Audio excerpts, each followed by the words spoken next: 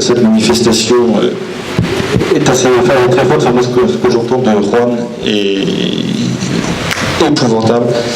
Et là, nous allons passer à une partie plus spirituelle parce que nous allons simplement lire. Nous allons procéder à la lecture du martyrium, la litanie des noms de ces nouveaux martyrs. L'an dernier, ce sont 105 000 chrétiens qui sont morts pour la foi. 105 000. 105 000, c'est 300 par jour. 300 par jour, c'est à peu près, voilà, nous tous, un petit peu plus que nous tous.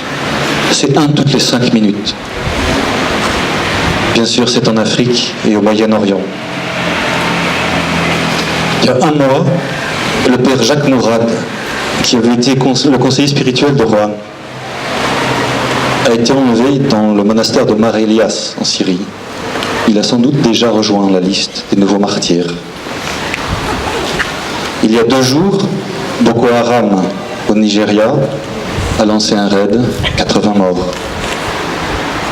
En ce moment même, pendant que nous parlons, 3 moines et 6 étudiants ont choisi de rester dans le monastère de Erbil en Irak, cerné par les djihadistes.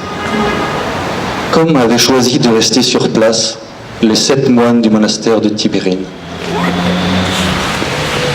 Interrogé pour savoir s'il était prêt à affronter la mort, le père Varda, qui fait partie de ces moines du monastère d'Erbil, a répondu « Il vaut mieux ne pas y penser. Mais si la mort vient, mon souhait est juste d'être prêt. Tout ce que je souhaite est d'être prêt et d'avoir la même réponse courageuse que mon peuple a donnée. Nos souhaits sont en Christ que nous aimons. »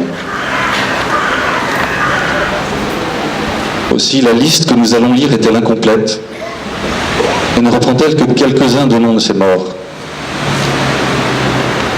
Mais elle embrasse tous les héros anonymes, les saints inconnus, ou plutôt seulement connus du cœur de Dieu pour lequel ils ont donné leur vie sous le couteau du boucher, la corde du juge ou les bombes des factions ennemies. La lecture qui va suivre se veut un modeste hommage à leur mémoire. Beaucoup, spécialement les religieux, ont été massacrés après une vie entière donnée à leurs frères. Un certain nombre d'autres ont vu leur mort mise en scène dans d'épouvantables scénographies pour en faire une arme de propagande. D'autres encore ont été pris dans le tourbillon de violence qui accompagne les exactions des milices ou l'hystérie des foules. Le massacre des Coptes d'Égypte est un terrible exemple. La mort, ces martyrs l'ont regardé en face, mais sur leur visage se lisait non pas la mort, ni la révolte, ni la haine, mais essentiellement l'intériorité extrême de ces derniers moments qui allaient être atroces. Au cœur de tous et sur les lèvres de beaucoup, leur dernière prière. Avec ces Coptes, pendant cette lecture, nous pouvons aussi accompagner cette prière. Honorer la mémoire des morts, ce n'est pas regarder derrière soi. Honorer la mémoire des morts, c'est d'abord un devoir de solidarité humaine. Mais honorer la mémoire des martyrs, c'est regarder au-dessus de soi pour trouver, lorsque nous aurons peut-être à affronter les mêmes circonstances, dans l'exemple de ceux qui nous ont précédés, en regardant les yeux des bourreaux, le courage d'adresser cette prière.